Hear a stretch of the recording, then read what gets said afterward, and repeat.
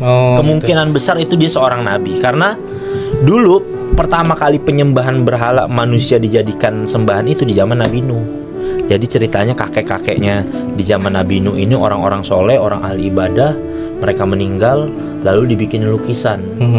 Lukisan, misal kita sholat ngadep ke sini nih, lukisan di sini. Terus lama-lama kan keturunannya, orang tuanya pada meninggal, anaknya, lalu keturunannya menyangka begini kan, sebenarnya kita tuh sholat tuh kan ini orang-orang soleh, ini yang kita sembah gitu. Multitafsir kan. Nah, jadi artinya inian mereka, kesalahan pemikiran mereka tuh ketika sudah nggak ada yang ngasih tahu lagi pembimbingnya. Nah, dan itulah yang dibenahin oleh Nabi Nuh waktu awal. Sehingga Nabi Nuh cuma punya pengikut kurang lebih 82 orang. Sama hewan-hewan berpasangan dinaikkan ke atas kapal.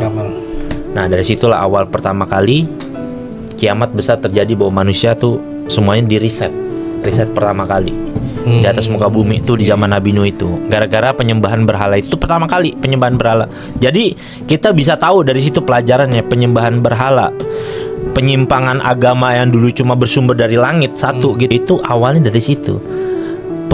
Pengkultusan terhadap tokoh. Makanya dari awal gue bilang kan jangan pernah ngelihat tokoh dalam Islam. Karena rata-rata sebenarnya yang dilawan sama Islam dari dulu tuh sifat asobiah kayak gitu. Asobiah itu gimana?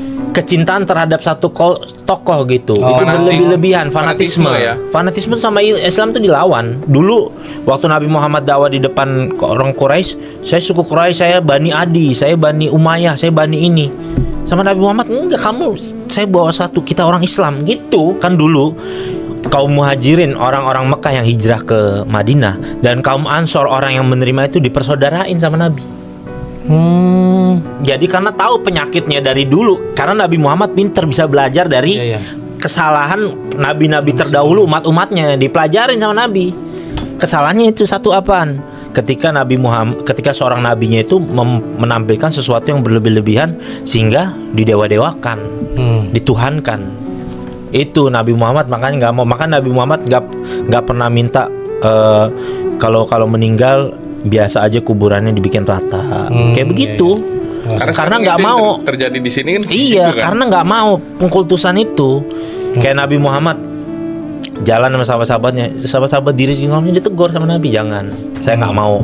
Karena Nabi Muhammad tahu dulu trennya para nabi-nabi terdahulu kayak begitu, dihormatin berlebihan, jadinya disembah. Terus jadi kultus. Makanya itu kenapa Nabi Muhammad nggak ada lukisannya. Kalau ada sekarang pasti disembah. Oh iya, benar-benar. Itu. Oke.